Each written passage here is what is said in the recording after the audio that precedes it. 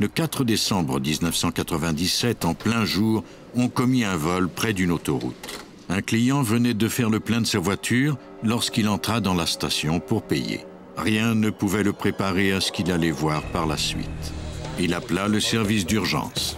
Une ambulance arriva au bout de quelques minutes, mais il était déjà trop tard. On trouva le permis de conduire de la victime.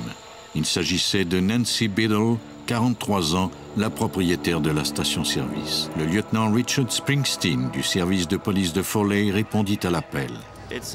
Il semblait y avoir eu une bagarre, du moins si l'on en jugeait par les blessures aux mains de la victime. On en a recueilli des échantillons de sang, des empreintes digitales et pris plusieurs photos de la scène du crime. Et bien sûr, le corps de la victime a été envoyé au laboratoire judiciaire. Les enquêteurs remarquèrent qu'on semblait s'être servi des couteaux sur le comptoir de vente de sandwich. Ils recueillirent ces indices. Le docteur James Downs pratiqua l'autopsie de Nancy Biddle au service des sciences judiciaires de la police de l'Alabama. Il constata qu'elle avait été victime d'un meurtre brutal. J'ai noté au moins 35 coups de couteau et blessures à son visage, sur sa poitrine et ses membres. Nancy s'est débattue. Elle s'est bagarrée férocement avec son meurtrier, comme en témoignaient ses doigts disloqués et les nombreuses blessures causées alors qu'elle se défendait. Quand j'examine une blessure faite au couteau, j'essaie de me faire une idée de la dimension de la lame et de voir si le couteau est entré profondément. Il y a toujours place à l'interprétation. Par exemple, une blessure faite avec un couteau à la poitrine sera plus ou moins profonde selon que la victime à ce moment-là inspirait en dilatant sa poitrine ou qu'elle expirait. Le docteur Downs prit note de la profondeur et de la largeur de chacune des blessures, de même que de toutes les marques de couteau laissées sur les os de la victime. Il compara ensuite les blessures aux couteaux recueillis sur la scène du crime. Lors de l'autopsie de Nancy, il m'a été facile de déterminer que les blessures étaient profondes d'environ 8 à 9 cm et que les coups de couteau avaient traversé les os de la victime, les côtes et le sternum. J'ai examiné les 35 coups de couteau pour déterminer à quoi ressemblait l'arme. J'ai mesuré les blessures sur le corps. Cela donne une idée de la profondeur et la largeur des blessures infligées. La profondeur donne une idée de la longueur de la lame.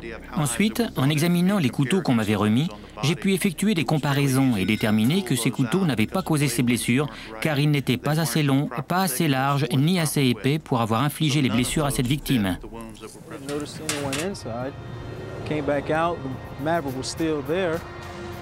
Les policiers trouvèrent un témoin, sans doute la dernière personne avant le meurtrier à avoir vu Nancy Biddle en vie. Le témoin avait pris de l'essence ce matin-là. En retournant à sa voiture, il avait aperçu une Ford Maverick verte garée devant la station-service. Il n'avait pas vu le conducteur, mais la description qu'il fournit de cette voiture donna au moins une piste aux enquêteurs. Même si l'on ne fabriquait plus ce modèle depuis 1977, on constata qu'un nombre important de Maverick vertes était encore en circulation dans la région. Les policiers retracèrent toutes les Maverick vertes dans un rayon de 90 km de la scène du crime. On interrogea de nombreux propriétaires après avoir vérifié leur identité.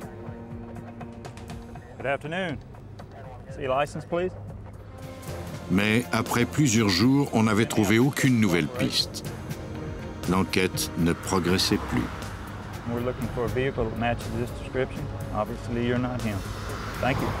Et même si les détectives avaient cru que la description de cette voiture les conduirait au meurtrier, cette piste les avait menés tout droit dans une impasse. 10 jours après le meurtre brutal de Nancy Biddle, la propriétaire d'une station-service, les téléphonistes du service d'urgence reçurent un autre appel de détresse. À la station d'essence Diamond, une autre femme, Linda Weber, la caissière du commerce, avait été trouvée poignardée à mort dans l'arrière-boutique. Les ressemblances entre les deux crimes étaient troublantes. D'abord, cette station-service se trouvait à côté de la même autoroute. Bien qu'il y eût une caméra de surveillance dans l'établissement, quelqu'un avait arraché le magnétoscope de son support. Il n'y avait donc aucune image du crime. Pour le lieutenant Warren Stewart du service d'enquête de l'Alabama, il fallait tenir compte des ressemblances entre ce crime et le meurtre de Nancy Biddle. Sur les deux scènes, il semblait y avoir eu un vol et une bagarre. On ne savait pas si on avait affaire à quelqu'un qui avait besoin d'argent ou s'il s'agissait plutôt d'un tueur en série qui sévissait dans la région de Foley. Une fois encore, le cadavre fut examiné par James Downs au service judiciaire de la police de l'Alabama. Comme dans le premier cas, le médecin légiste mesura les blessures de Linda Weber et vérifia les marques laissées sur les os. Dans le cas de Linda Weber, il n'y avait pas de blessure aux os qu'on aurait pu comparer au couteau du suspect. Je disposais toutefois des mesures des blessures sur le corps, et ces mesures étaient les mêmes que celles des blessures sur le corps de Nancy Biddle. Downs en conclut que Nancy Biddle et Linda Weber avaient toutes deux été poignardées avec le même couteau. La population et les employés des commerces de la région étaient terrorisés. C'est pourquoi le bureau du shérif de Bowen County forma une escouade spéciale. Elle était constituée des enquêteurs les plus expérimentés du comté. Ceux-ci mirent au point un plan pour capturer le meurtrier. Le détective Huey Mack du service de police de Bowen County dirigeait les opérations. C'était la peur, surtout à ce moment-là, qui dominait dans le public. C'est un secteur où il y a peu de crimes. Les homicides y sont rares, mais quand on a 2 homicides dans l'espace de quelques jours et que c'est sans doute le même individu qui les a commis, ça effraie tout le monde. L'escouade manquait d'indices et devait faire appel au public pour obtenir de l'aide. La police fit diffuser les informations concernant les crimes, établit une ligne téléphonique spéciale et demanda l'aide du public. Les efforts de l'escouade portèrent fruit. Une femme se présenta aux policiers qui ratissaient le secteur près de la 2e scène de crime. Le détective Mack pensait qu'il tenait là une piste solide. Après le 2e meurtre, une femme nous a décrit un homme noir qui sortait de la forêt juste avant que le crime ne soit signalé. Cette femme a très nettement entendu les sirènes des patrouilleurs quand elle a vu l'homme s'éloigner de la forêt. Elle croyait avoir reconnu l'homme parce qu'il vivait dans son quartier. Il s'agissait d'un certain Calvin Stallworth. Les enquêteurs suivirent aussitôt la piste fournie par la femme. Ils examinèrent les antécédents de Stallworth. Celui-ci avait un lourd passé judiciaire et il était recherché par la police. Les enquêteurs disposaient d'un suspect. Maintenant, ils devaient le trouver. La police fit parvenir la photo judiciaire de Stallworth aux médias en espérant que quelqu'un pourrait leur dire où il se trouvait. On a transmis l'information au public par le biais des médias, en demandant à quiconque disposant d'informations de nous appeler à une ligne téléphonique spéciale qu'on avait mise sur pied à cet effet et où l'on répondait 24 heures par jour. Et une femme a alors décidé de nous appeler. Après avoir vu la photo du suspect à la télévision, la gérante d'une société d'électricité de la ville contacta la police. Elle avait vu le suspect au bureau de la société où elle travaillait. L'homme était venu régler une note d'électricité impayée. Il avait sorti une grosse liasse de billets et réglé en argent liquide.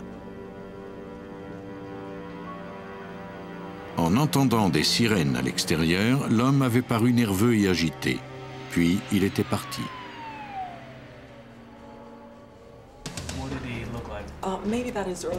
Les enquêteurs obtinrent l'adresse du suspect.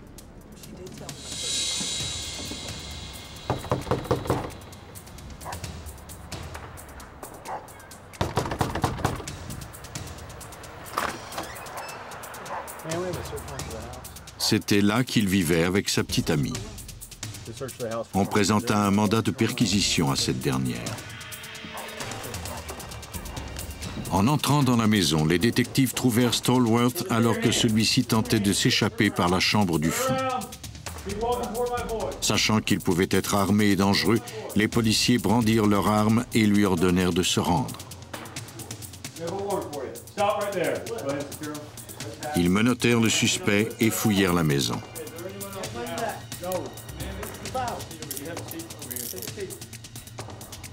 Pendant ce temps, Stallworth clamait son innocence. Mais dans la chambre à coucher, les policiers trouvèrent des indices incriminants. Un couteau sous le matelas et des vêtements tachés de sang. Calvin Stallworth renonça à son droit de ne pas parler et se mit à dire qu'il n'avait rien à cacher. Il insista sur le fait qu'il ne savait rien des meurtres et qu'il n'était même jamais allé à ces 2 stations-service. Les détectives l'informèrent alors qu'un témoin l'avait vu sur l'une des scènes de crime. Stallworth modifia aussitôt sa version des faits. Le lieutenant Stewart, qui interrogeait le suspect, n'en crut pas ses oreilles. Il a déclaré qu'il est entré dans le commerce et qu'il a aperçu Mme Biddle gisant derrière le comptoir, poignardée. Il a dit qu'il a pris peur, mais qu'il a alors vu l'argent sur le comptoir et le sol. Il avait besoin d'argent pour régler ses factures et il a décidé de profiter de cette occasion.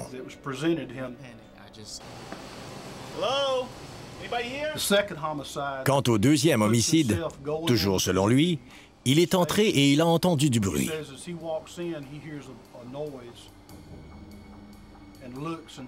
Il est allé voir dans l'arrière-boutique où il a trouvé Mme Weber, gisant par terre, poignardée à de multiples reprises à la poitrine. Il a levé la tête et aperçu le magnétoscope. Il a alors eu peur. Il craignait d'être accusé d'homicide s'il apparaissait sur les images. Il a donc pris le magnétoscope et il a quitté la scène de ce deuxième homicide.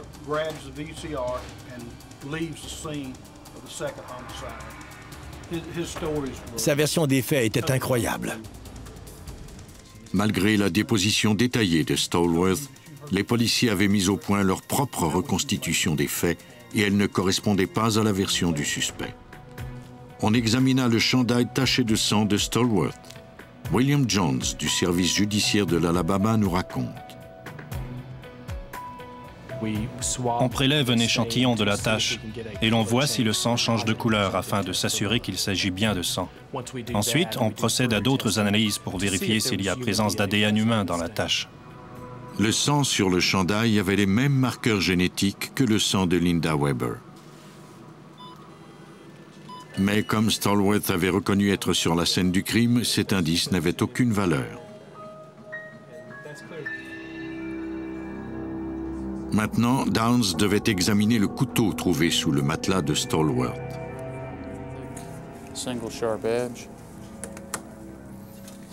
Il le mesura et nota toutes les données requises. Les dimensions du couteau correspondaient avec la taille et la profondeur des blessures de Nancy Biddle et Linda Weber. And the measurements are consistent with those in the wound. Downs compara ensuite le tranchant de la lame aux marques laissées sur les os des deux victimes. Encore une fois, les données concordaient. J'ai pu mesurer ce couteau, la longueur, la largeur et l'épaisseur de la lame, et comparer mes données à celles qui venaient de l'analyse des ossements que j'avais conservés lors de l'autopsie.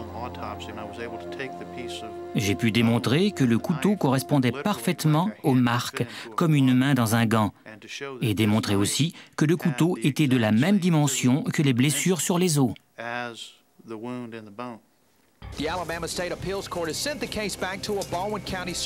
Même si la déposition de Stallworth était incroyable et qu'il avait avoué s'être trouvé sur la scène du crime, cela aurait pu lui octroyer la faveur des jurés. Mais les enquêteurs avaient pris soin de valider leurs preuves grâce à la science pour s'assurer qu'on le déclarerait coupable.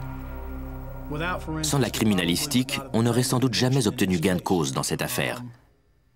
C'est grâce à cette science qu'on a pu démontrer la culpabilité de Calvin Stallworth dans ces deux homicides. Une fois encore, la science l'a emporté et Calvin Stallworth a dû comparaître en cour. Il a été jugé coupable de 2 homicides au premier degré. On l'a condamné à mort. La plupart des meurtriers tentent désespérément d'effacer leurs traces, mais leurs actes de violence laissent des indices indélébiles. La criminalistique permet de lever le voile sur ces preuves et ainsi d'identifier le meurtrier qui a marqué ses victimes à jamais.